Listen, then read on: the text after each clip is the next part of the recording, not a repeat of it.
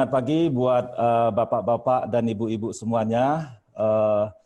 Hari ini saya sebenarnya bukan memberikan training, tapi hanya sekedar sharing, sharing pengalaman yang pernah saya dapatkan terkait dengan saya belajar Seven Habit ini ke Dunamis, termasuk ketika saya belajar Neuro-Linguistic Programming. Neuro-Linguistic Programming itu kebetulan saya belajarnya ke Orlando, USA itu ngambil sertifikasinya langsung internasional. Mungkin saya mengkaitkan bahwa NLP ini dengan Seven Habit atau dengan habit itu sangat erat kaitannya. Nah, jadi lewat pengalaman saya ini, saya ingin berbagi juga ke teman-teman bahwasanya kita sebagai leader, kita sebagai pemimpin, kita sebagai pengambil keputusan, kalau saya melihat dengan pandemik daripada COVID-19 ini yang melanda dunia pada umumnya, khususnya Indonesia, nah ini berarti kita sebagai leader di sana harus proaktif, harus proaktif. Bagaimana caranya supaya perusahaan yang tempat saya bekerja ini dapat tetap berjalan? Apa yang harus saya lakukan supaya perusahaan ini tetap jalan?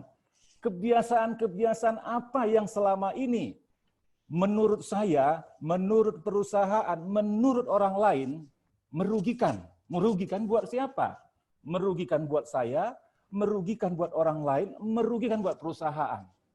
Lalu bagaimana cara kita untuk merubah kebiasaan-kebiasaan lama kita menjadi kebiasaan-kebiasaan baru yang lebih produktif, Karena kalau menurut Stephen R. Covey itu dari bukunya The Seven Habits of Effective High People. Jadi tidak hanya efektif, tapi high, benar-benar efektif. Nah, sehingga saya ingin share supaya nanti hubungan antara NLP dan Seven Habit ini dengan habit ini sangat erat sekali. Nanti saya akan buat trik-triknya seperti apa. Ya, termasuk kan kalau saya belajar hipnotis, segala sesuatu itu mulai dari pikiran. Mungkin tadi pun sudah disampaikan juga oleh Stephen R. Covey bahwa ketika kita menanamkan pikiran, kita akan menuai yang namanya tindakan. Ketika kita menanamkan tindakan, kita akan menuai yang namanya habit, kebiasaan. Ketika kita menanamkan kebiasaan secara terus-menerus, nah, disitulah akhirnya karakter kita muncul. Jadi karakter itu muncul pasti pertama datang daripada pikiran. Nah, setelah datang karakter itu, nasib kita lah ketika kita menanam karakter, nasib yang kita peroleh. Jadi nasib saya seperti ini, hidup saya seperti ini, karir saya seperti ini, kepemimpinan saya seperti ini, datangnya dari mana? Kalau menurut penjelasan daripada Stephen R. Covey tadi, semuanya itu datangnya adalah dari pikiran, Lalu bagaimana cara kita untuk mengelola pikiran kita supaya paling tidak semua kebiasaan-kebiasaan yang ingin kita rubah, kita mampu merubahnya. Nah, ini Stephen R. Covey nanti jelas disampaikan. Tapi hari ini sebenarnya kita belum belajar yang namanya seven habit-nya. Tapi kalau menurut Stephen R. Covey itu, sebelum kita belajar yang namanya habit itu, kita harus mengerti dulu apa sebenarnya kebiasaan itu. Kita harus tahu dulu apa yang namanya efektif itu. Kita tahu dulu apa yang namanya paradigma. Nah, ini nanti kita akan coba ulas sampai waktunya kurang lebih nanti 9.40. Nah, jadi waktu kita nanti berdiskusi 20 menit, saya kira cukuplah. Jadi waktu saya nanti sekitar 45 menit, 40 menit lah untuk menjelaskan materi yang hanya 7 lembar. Sebenarnya materi saya ini hanya 7 lembar, di luar dari pengantar seperti ini. Ini kan datangnya dari Bu Dona, kan gitu ya. Nah, tapi nggak apa-apa ya. Kalau kita sebagai leader, kita sebagai leader itu, kita harus melihat apa yang dilakukan oleh tim kita. Bagaimana cara kita memikirkan supaya kita bisa mengangkat tim kita menjadi seorang leader, itu kalau menurut Stephen Covey itu ada yang namanya kemenangan pribadi. Kemenangan pribadi itu artinya apa? Segala sesuatu urusan di dunia ini, urusan perut saya, urusan kesehatan saya, itu semuanya adalah saya yang bertanggung jawab untuk diri saya, bukan orang lain. Jangan menyalahkan COVID-19, kita nggak bisa keluar rumah. Tapi kalau kita bisa merubah pikiran kita, banyak sekali hal-hal yang mungkin kebiasaan-kebiasaan lama kita secara tidak langsung berubah drastis dengan adanya COVID-19 ini. Contoh saat ini adalah kebiasaan yang selama ini kita tidak pernah melakukan training secara online. Dengan adanya COVID-19 ini salah satu cara untuk merubah kebiasaan kita. Jangan-jangan seterusnya nanti kita lebih efektif, lebih efisien menggunakan training lewat media sosial. Nah, kalau kita bisa merubah pola pikir kita, bagaimana caranya supaya hal-hal yang negatif menjadi hal-hal yang positif, kan hidup kita ini bahagia. Kenapa? Karena yang menentukan semuanya datangnya dari pikiran. Kata Samuel Smile dalam buku The 7 Habits of Effective High People tadi. Jadi semuanya datangnya dari pikiran. Terus bagaimana caranya saya tahu bahwa semuanya itu datangnya dari pikiran? Gampang sekali sebenarnya. Gampangnya gimana? Misalnya, kalau teman-teman yang biasa sudah pernah belajar hipnotis dan lain sebagainya, saya itu selalu memberikan materi itu lewat pikiran-pikiran. Bagaimana saya tahu bahwa semuanya datangnya dari pikiran? Misalnya saat ini, kalau kita mengelola pikiran ini, kalau saat ini saya suruh semua kita yang ada di sini, coba bayangkan sekarang wajah ibu kandung kita. Mungkin saat ini langsung terbayang semuanya. Semua kita membayangkan seperti apa ibu kandung kita. Oke? Nah, ini semua ada di dalam pikiran kita. Membayangkan gambarnya, kira-kira wajah ibu kita ketika dia tersenyum seperti apa. Oke. Nah, kemudian apakah kita pernah juga mendengar ibu kita itu memberikan nasihat yang paling meresap untuk kita? Coba pikirkan, pernah nggak dia memberikan nasihat atau marah? Pernah nggak kita dengar suara dia? Mungkin saat ini langsung ada di kepala kita itu suara ibu kita itu.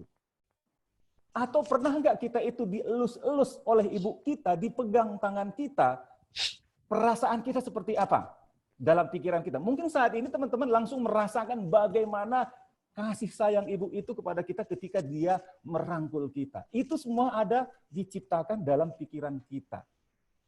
Dalam istilah neurolinguistic programming, itu namanya adalah modality. Ya, modality itu saya bisa sebutnya itu FACOP, ya. V-nya itu visual, ya. A-nya itu auditory, P-A-K, K-nya itu adalah kinestetik, ya. Kemudian O-nya itu olfactory dan G, gustatory.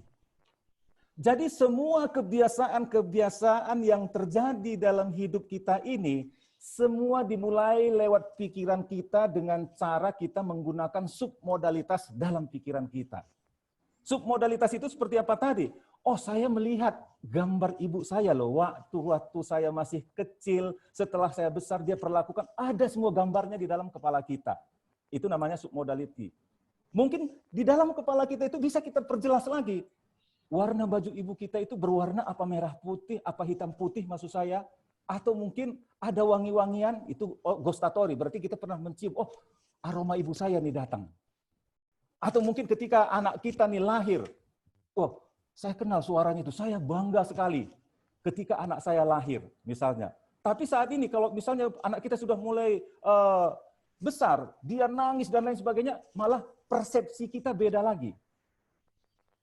Beda persepsi kita ketika anak kita sudah besar dengan dia masih lahir nangis. Jadi nangis aja bisa merubah pola pikir kita. Nah, jadi semua kebiasaan itu pasti datangnya daripada pikiran. Karena tanamkanlah pikiran, kamu akan menuai yang namanya tindakan.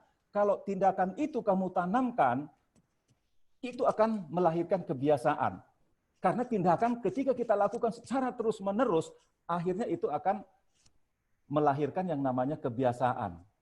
Ya, jadi hari ini kita coba nanti sedikit sharing saja apa sebenarnya habit menurut NLP dan menurut Stephen R. Covey.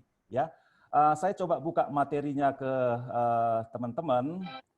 Nah, dari sini ini tadi sudah digambarkan juga oleh Stephen R. Covey bahwa kebiasaan itu adalah persilangan, pertemuan antara knowledge, ya kan? Antara knowledge dengan skill. Antara skill, knowledge dengan desire, kemauan, keinginan, tujuan. Nah, pengetahuan itu apa? Pengetahuan itu adalah apa yang harus saya lakukan dan mengapa itu harus saya lakukan. Saya sebagai seorang leader nih, Bu Dona sebagai training dari HO, ketika ada pandemi COVID-19 ini, training tidak bisa jalan. Lalu apa yang harus saya lakukan? Mengapa ini harus saya lakukan? Nah, ini kan knowledge-nya. Bu Dona punya pengetahuan untuk membuat training supaya tetap jalan. Itu adalah knowledge, pengetahuan. Bu Dona tahu kalau training itu bisa dilakukan lewat Zoom, lewat Google Meet, dan lain sebagainya. Tapi kalau Bu Dona hanya tahu, tidak ada kemampuan, tidak ada keterampilan, tidak ada skillnya, oh saya nggak bisa buka Zoom, oh saya nggak bisa buka laptop, oh saya nggak bisa menggunakan kamera, sehingga kabur gambarnya. Makanya kata Stephen R. Covey tadi ada keterampilan juga. Irisan antara pengetahuan tadi keterampilan. Apa itu keterampilan? Keterampilan itu adalah bagaimana kita melakukannya. Oh, lewat Zoom. Panggil IT kalau kita nggak tahu. Ya kan? Hidupkan internet kita. Itu udah merubah satu kebiasaan kita. Kemudian harus ada desire-nya, harus ada yang namanya kemauan. Mau melakukan. Bu Dona sudah membuat undangan. Sudah diterima oleh beberapa dari kita. Itu hanya diterima. Tapi kalau tidak ada kemauan untuk mengikuti training, nggak akan ada manfaatnya buat diri kita. Makanya jika ketiga ini, irisannya ini ketemu, kata Stephen R. Covey tadi adalah habit, kebiasaan. Kalau kita lakukan secara terus-menerus. Kalau hanya sekali aja kita lakukan training seperti ini belum menjadi kebiasaan buat kita. Tapi ketika kita setiap saat, bahkan nanti pun ada lagi, terus minggu depan pun kalau teman-teman masih ngikut lagi nanti dari sesi saya ini, itu kita akan lebih mendalami lagi sebenarnya apa sebenarnya roh daripada kebiasaan menurut Stephen R. Covey itu. Nanti sama-sama kita belajar, bukan saya pinter, tapi lewat pengalaman yang saya dapatkan mungkin cara saya menggunakan skill daripada neurolinguistik saya untuk memberikan sharing ke teman-teman, ya saya berharap ada manfaatnya. Paling tidak merubah kebiasaan kita untuk pengembangan diri kita. Supaya segala sesuatu yang kita lakukan itu berguna buat diri kita, berguna buat orang lain, berguna buat perusahaan, dan berguna buat yang maha kuasa. Istilah NLP namanya itu adalah ekologi. Ya kan? Ekologi itu jangan sampai merugikan orang lain. Bahkan di habit yang keempat itu think win-win, berpikirlah selalu menang-menang. Nah, itu adalah kebiasaan. Jangan kebiasaan yang kita tanamkan sama dengan kebiasaan yang dibuat oleh Hitler. Hitler itu punya prinsip juga. Prinsipnya itu jangan sampai orang lain lebih pintar dari saya. Itu tidak sesuai dengan paradigma. Ya toh? Paradigma itu ya nggak sesuai dengan prinsip maksud saya. Kalau prinsip itu kan berlaku secara umum. Ya kan? Prinsipnya matahari terbit sebelah mana, nah, itu secara umum. Ya kan? Nah, jadi ketika kita membuat paradigma kita itu harus sesuai dengan prinsip. Prinsip itu seperti yang saya kasih tahu, jangan sampai merugikan orang lain. Kalau Hitler itu supirnya aja, kalau pernah saya baca bukunya, supirnya aja dia tidak mau lebih besar dari dia. Kenapa? Karena dia nggak mau tersaingi, karena badannya Hitler itu agak kecil. Itu tidak sesuai dengan prinsip paradigma dia, cara dia melihat dan memandang. Jadi ini adalah kebiasaan, ya. Oke. Nah, kemudian, tadi saya mengulas sedikit tentang paradigma. Apa sih paradigma itu? Paradigma itu adalah cara kita melihat, cara kita memahami dan menafsirkan dunia di sekitar kita sesuai dengan peta yang ada dalam kepala kita. dalam dunia neurolinguistic programming ada istilah yang namanya preposisi. Preposisi itu adalah suatu yang sudah memang menjadi kebiasaan dan itu terbukti kebenarannya dan dirangkum. Map is not territory. Jadi peta bukanlah daerah yang sebenarnya. Ya kan? Itu hanya ada di dalam pikiran kita. Kalau daerah yang sebenarnya mungkin tidak sama. Itu sama dengan paradigma yang ada di dalam kepala kita. Kalau Stephen R. Covey dalam bukunya itu dia bercerita tentang paradigma itu. Suatu saat dia memberikan materi Seven Habits kepada audiensnya. Kemudian pada saat itu ibunya duduk kira-kira 3 bangku dari belakang, dari paling depan. Nah, kemudian ada 2 orang baju merah lah kita sebut sama baju biru. Di depan itu selalu ribut, cerita aja terus. Nah, ketika dia bercerita, ibunya Stephen R. Covey ini tadi langsung berpikir, ini orang anak saya sedang bercerita di depan anak saya sedang memberikan materi. Kok ini orang berdua ini baju merah sama biru ini ributnya minta ampun. Paradigma yang tertanam di kepala ibunya Stephen R. Covey. Singkat cerita, selesai materi training tadi disampaikan oleh Stephen R. Covey, ini sebagai gambaran saja. Stephen R. Covey ini tadi bertanya kepada ibunya, kenapa ibu gerasa-gerusuh? Lalu ibunya itu berkata, kamu apa nggak terganggu? Itu orang cerita aja terus berdua di depan. Saya aja terganggu. Siapa sih orang itu? Oh, yang baju merah itu adalah orang Korea. Kemudian yang baju biru itu adalah penterjemahnya. Jadi pada saat mereka cerita itu, mereka bukan cerita, tapi mereka sedang menerjemahkan apa yang saya jelaskan itu. Ada nggak pergeseran paradigma? Yang tadinya Ibu Stephen Covey ini benci atau merasa negatif thinking terhadap orang yang berdua di depan tadi, ketika dikasih tahu oleh Stephen R. Covey bahwa dia sedang menerjemahkan, terjadi di sana pergeseran paradigma. Sama juga halnya kita sebagai leader, kadang-kadang kan kita nggak tahu apa yang dilakukan anak buah kita. Ada orang nyebutnya anak buah, ada orang menyebutnya tim, ada orang menyebutnya rekan. Itu tergantung dari persepsi paradigma masing-masing orang. Ya toh? Nah, ketika tim kita melakukan sesuatu yang tidak berkenan di hati kita, jangan kita langsung menjustis mereka itu salah. Belum tentu loh apa yang mereka bicarakan, apa yang mereka lakukan itu bisa saja bernilai positif buat kita, tapi karena kita belum tahu daerah yang sebenarnya, kadang dalam pikiran kita itu tercipta langsung, nggak benar nih. Ya. Nah, itu namanya paradigma. Makanya kita hati-hati menilai berdasarkan pikiran kita. Belum tentu, mungkin sering terjadi. Bapak, Ibu sekalian pun pernah ada terjadi pergeseran paradigma di dalam kehidupan kita sehari-hari, melihat situasi, kita benci kepada seseorang, kita marah karena belum tahu apa realita yang sebenarnya. Dalam pikiran kita ada paradigma yang negatif. Begitu kita tahu permasalahannya, ya ternyata saya salah menilai ya. Nah, mungkin semua kita pernah juga terjadi hal yang seperti itu, namanya paradigma. Makanya paradigma kita itu harus sesuai dengan prinsip yang ada. Prinsip adalah yang umum berlaku, saya sampaikan tadi ya. Nah, itu kira-kira paradigma. Nah, kemudian saya lanjutkan lagi. Tadi saya bercerita tentang prinsip. Prinsip itu apa? Prinsip itu adalah pedoman berperilaku yang terbukti mempunyai nilai yang langgeng, permanen. Prinsip bersifat mendasar, prinsip pada dasarnya tidak dapat disangkal karena memang sudah demikian adanya. Benda setiap dijatuhkan dari atas, pasti jatuh ke bawah. Itu udah prinsip memang seperti itu, nggak bisa kita rubah lagi. Nah, sama juga halnya, makanya ketika kita membuat prinsip tadi, jangan prinsip itu prinsip yang ego. Hanya menguntungkan diri kita sendiri, hanya menguntungkan saya, tidak melihat perusahaan.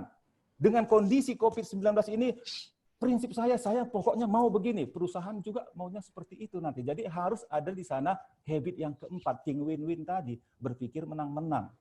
Ya toh? Nah, kalau di dalam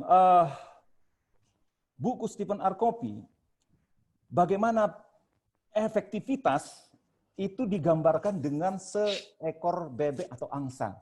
Karena efektivitas itu katanya di situ ada keseimbangan antara P dan K. Ya kan? P dan KP. Ya, P itu adalah produksi, hasil, telur. Ya, jadi tadi sudah saya sampaikan bahwa apa itu paradigma, apa itu prinsip, apa itu efektivitas. Jadi ketika kita sudah tahu bertiga ini, ketiganya ini, baru kita nanti masuk ke materi yang namanya be proactive, begin with the end in mind, think win-win. Nah, apa itu think win-win? Bagaimana seharusnya kita berpikir menang-menang? Kalau kita ingin dihargain orang lain, kalau kita ingin dihargain tim kita, kalau kita ingin dihargain atasan kita, ya kan?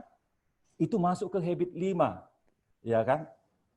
Hargai dulu orang lain, baru kamu dihargai, kata Stephen R. Covey. Itulah kebiasaan-kebiasaan yang seharusnya kita bangun supaya kita menjadi leader-leader yang efektif, leader-leader yang sangat-sangat efektif. Itu menurut Stephen R. Covey dalam bukunya. Nah, jadi kalau dari gambar ini, angsa itu adalah kemampuan produksi. Kemampuan produksi ini adalah diri kita dan berserta alat-alat yang ada. Hasilnya adalah, ya kalau kita di sini berarti ada benefit yang kita dapatkan. Jangan sampai nanti tukang ojek pendapatannya Gojek itu adalah dari kereta, kata orang Medan, motor. Itu adalah kemampuan produksi dia. Tapi kalau kemampuan produksinya motornya itu dijual, dia nggak akan mendapatkan lagi telur. Jadi harus ada keseimbangan antara kereta, sepeda motor dengan hasilnya tadi. Jangan hanya kerja keras terus supaya saya dapatkan. Motornya itu bisa ngedrop. Kita juga demikian. Harus kita jaga keseimbangan dalam diri kita, dalam tubuh kita. Istirahat kita cukup. Belajar kita cukup. Kerja kita juga pas, seimbang dia. Sehingga hasilnya pun kita dapat yang baik juga. Itu menurut Stephen R. Covey. Ya. Nah, esensi daripada efektivitas itu apa? Ini catatan dari Stephen R. Covey itu adalah memperoleh hasil yang Anda inginkan hari ini dengan cara yang memungkinkan Anda mendapatkan hasil yang lebih baik lagi di masa mendatang. Jadi di sana ada apa? Ya kan? Ada inovasi. Nah, jadi kalau kita menjadi seorang leader, seorang pemimpin yang efektif, yang sangat-sangat efektif tadi, selalu kita itu berinovasi. Supaya jangan ketinggalan zaman. Bahkan saat ini Pak KSK buat tim. Bagaimana akselerasi percepatan daripada pertumbuhan perusahaan kita ini dibentuklah. Itu adalah pola pikir proaktif tadi. Pola pikir proaktif dan pola pikir yang inovatif. Supaya kita jangan ketinggalan. Nah, itulah yang disampaikan oleh Stephen R. Covey itu supaya kita menjadi seorang leader. Leader itu yang penting leader terhadap diri kita sendiri dulu. Ketika kita mampu memimpin diri kita sendiri, saya yakin kita pun mampu untuk memimpin orang lain. Bagaimana mungkin orang buta menuntun orang buta? Kita memimpin orang lain, memimpin anak kita, nak jangan ngerokok ya nak. Nanti kalau ngerokok itu mengganggu kesehatan. Nah, itu nasihat bapak-bapak yang ngerokok nih, hati-hati loh. Ya kan? Tapi di depan anak kita itu lama-lama dalam pikiran anak, lah loh, OT, omong tok, ya kan? Pasti ada tercantum itu di dalam pikiran anak kita. Makanya harus seimbang, harus ekologi, harus kalau bahasa keren kita di perusahaan itu, ya itu namanya itu ya kita itu harus produktif. Harus efisien, ya kan? Yang paling penting sesuai dengan yang ada di belakang saya ini nih bendera. Harus punya integritas. Integritas itu sama dengan ekologi dalam NLP. Perkataan dan perbuatan itu harus sama. Karena mind and body one system. Pikiran dan tubuh itu satu kesatuan. Kemarin kebetulan saya ngasih materi kepada teman-teman di Alpha Land Group. Bagaimana menjadi seorang yang bisa membaca kebohongan atau body language. Nah, mungkin nanti teman-teman kalau ada waktu kita akan share juga ilmu NLP, pola gerak mata. Oh, dari matanya kalau saya tanya masa lalu, jawabannya masa depan. Kenapa? Karena tubuh kita ini, kebiasaan dia ini adalah yang benar. Kan gitu. Jadi ketika kita mengatakan tidak, pastikan kita goyang kepala. Tapi ada kalanya kita mengatakan tidak, tapi nggak seimbang. Kenapa? Hati kecil kita itu mengatakan iya, tapi mulut mengatakan tidak. Yang benar mana? Kalau menurut ilmu psikologi yang pernah saya pelajari, yang paling benar itu adalah tubuh. Tubuh itu tidak bisa dibohongin. Kamu kok senang sekali sih, bahagia sekali. Padahal kalau kelihatan dari wajahnya dia sedih. Dari mana? Dari kelopak matanya. Kalau orang ketawa di sini nggak mengkerut, dia ketawa, ketawanya itu bohongan, kan gitu ya. Nah, kebiasaan-kebiasaan yang baiklah yang harus kita rubah di dalam hidup kita, ya. Nah, tadi sudah disampaikan oleh Stephen R. Covey, menabur pikiran, menuai tindakan, menabur tindakan, menuai kebiasaan, menabur kebiasaan, menuai karakter. Ini tadi yang sudah saya sampaikan. Jadi segala sesuatunya datangnya dari pikiran. Bagaimana cara kita melihat? Lewat submodalitas. Itulah yang mempengaruhi kebiasaan kita. Apa itu submodalitas? Pikiran kita ini terisi dengan warna, terisi dengan suara, ya kan? Ada yang kita delation, ada yang kita generalisasi. Generalisasi itu apa? Misalnya ada sesuatu terjadi di sana, dia merasa benci. Saya benci ke semua laki-laki. Itu namanya sudah generalisasi. Laki-laki siapa? Apakah bapak kamu benci? Nah, kalau kita tanyakan seperti itu, oh enggak sih. Nah, itu untuk mengetahui metamodelnya. Nah, ini adalah yang disampaikan oleh Samuel Smail dalam buku Stephen R. Covey. Ya. Nah, terakhir. Jadi ada model skala kematangan menurut Stephen R. Covey. Ini sekilas aja saya sampaikan. Jadi bahwa sebenarnya model kematangan itu yang pertama adalah kita itu dependent. Pertama itu adalah ketergantungan. Ibarat biji-bijian tadi sebelum ditanam masih berupa bijinya. Itu masih ketergantungan. Kemudian tahap yang lebih matang lagi kata Stephen R. Covey, independent. Ya toh? Kemandirian. Kalau lebih matang lagi katanya adalah ya kan? Kalau lebih matang lagi itu adalah interindependensi, kesaling ketergantungan. Nah, ini di dalam ketergantungan ini ada yang namanya kemenangan pribadi.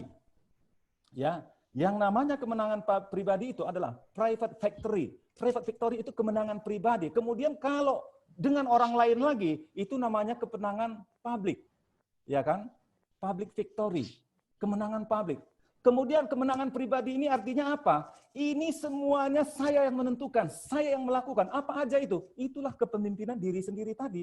Yang pertama itu adalah saya harus be proaktif. Be proaktif itu semua saya yang menerima resiko apapun yang saya lakukan. Kalau saya mau sakit-sakitan, tergantung daripada apa yang saya konsumsi saat ini. Tergantung daripada pola istirahat saya. Tergantung daripada pola pikir saya. Kedepannya saya hidup sehat tergantung daripada apa yang saya lakukan seperti saat ini. Itu namanya kita be proaktif. Be proaktif itu harus yang berguna buat kita, ya kan? Kemudian setelah be proaktif ada yang namanya mulai dengan tujuan akhir. Begin with the end in mind. Segala sesuatunya kata Stephen R. Covey datangnya dari pikiran kita, ya kan? Orang yang menciptakan bangunan arsitektur dia muncul dalam pikiran dia bentuk ke dalam gambar, baru realisasi. Itu adalah peta yang sebenarnya. Makanya begin with the end in mind. Jadi kalau kita pun seorang leader, menentukan tim kita itu nanti, dia harus proaktif dulu kan, baru kita angkat dia menjadi manajer. Dia harus punya visi kan. Visi itu adalah begin with the end in mind. Ya, ada tujuan kita untuk apa kita hidup ini. Menyenangkan orang tua, menyenangkan perusahaan, menyenangkan diri sendiri. Nah, kemudian ada lagi yang namanya dahulukan yang utama. Nah, ini masalah prioritas. Ya, kalau kita berbicara ini adalah yang pertama itu adalah prinsip personal vision, ya kan? Jadilah proaktif itu. Kemudian prinsip of vision, ya. Nah, yang selanjutnya lagi adalah prinsip of execution, ya, karena dahulukan yang utama itu kan prinsip bagaimana kita mendahulukan mana yang terbaik buat diri saya, buat perusahaan, atau mana yang saya harus dahulukan. Nah, itu adalah kemenangan pribadi. Nah, setelah selesai kemenangan pribadi ini tadi, baru kita meningkat lagi. Setelah kita bisa menyelesaikan dalam diri kita sendiri, mengatasi semua proses kepemimpinan kita, baru kita keluar. Itu namanya kemenangan publik tadi. Public victory, ya. Apa itu? Ya. Yang pertama adalah think win-win. Jangan sampai kita hanya ego kita yang kita munculkan di dalam kita menjalankan kehidupan kita. Buatlah segala sesuatu yang kita lakukan itu, kebiasaan-kebiasaan yang kita lakukan itu harus bermanfaat buat diri kita, bermanfaat buat orang lain, bermanfaat buat perusahaan, dan bermanfaat. Jadi kita berpikir dulu. Kalau kata Stephen R. Covey tadi, belikan ruang untuk berpikir. Ruang itu adalah submodalitas yang saya sampaikan tadi. Saya pikirkan, kalau saya lakukan seperti itu, kira-kira kemungkinan apa yang akan terjadi dalam diri saya? Kalau saya lakukan side B, apa yang harus saya terjadi nanti? Nah, ini kan ruang untuk kita berpikir kalau menurut Stephen R. Covey. Nah, setelah kita berpikir menang-menang, ya, Ada yang namanya berusaha mengerti dahulu, baru dimengerti. Ya kan? Jadi kalau kita ingin dihargain orang lain, hargain tim kita. Hargai dulu dong tim kita, kita dulu. Ya kan? Nah, baru habit yang ke-6, kalau menurut Stephen R. wujudkan sinergi, synergize. Nah, baru yang terakhir adalah servant the soul. Asahlah gergaji. Jadi semua kebiasaan-kebiasaan menurut Stephen R. Covey ini tadi, kalau kita hanya hari ini saja kita bahas, tidak digergaji, tidak diasah lagi pola pikir kita, tidak diasah kesehatan kita, itu tidak akan ada hasilnya. Ya kan? Tidak akan ada hasilnya buat kita. Makanya kita harus proaktif, harus begin with the end in mind, harus think win-win, dan lain sebagainya. Itu adalah kebiasaan yang ditanamkan oleh Stephen R. Covey. Bagaimana caranya? Tadi saya sudah sampaikan. Segala sesuatu yang akan mempengaruhi hidup kita datangnya dari pikiran kita. Kalau kita mau langsung jadikan itu menjadi kebiasaan, buat dulu ruang waktu buat kita berpikir. Kira-kira yang saya lakukan ini ada manfaatnya nggak buat saya? Merugikan nggak buat orang lain? Kalau merugikan buat orang lain itu, kira-kira ekologi enggak? Think win-win enggak? Nah, jadi kita langsung bisa berpikir, oh saya harus bertindak A, saya harus bertindak B. Nah, itu kira-kira terkait dengan materi sekilas. Sebelum kita masuk ke materinya habit 1, habit 2, habit 3, habit 4, habit 5, kita sudah tahu tadi yang namanya prinsip. Prinsip itu bagaimana supaya semua prinsip yang kita lakukan sesuai dengan paradigma secara umum. Paradigma tadi apa? Cara kita memandang. Supaya apapun kejadian dalam luar hidup kita ini kita tahu. Menilai. Jangan berdasarkan apa yang ada di dalam kepala kita. Lihat dulu realitanya. The map is not territory.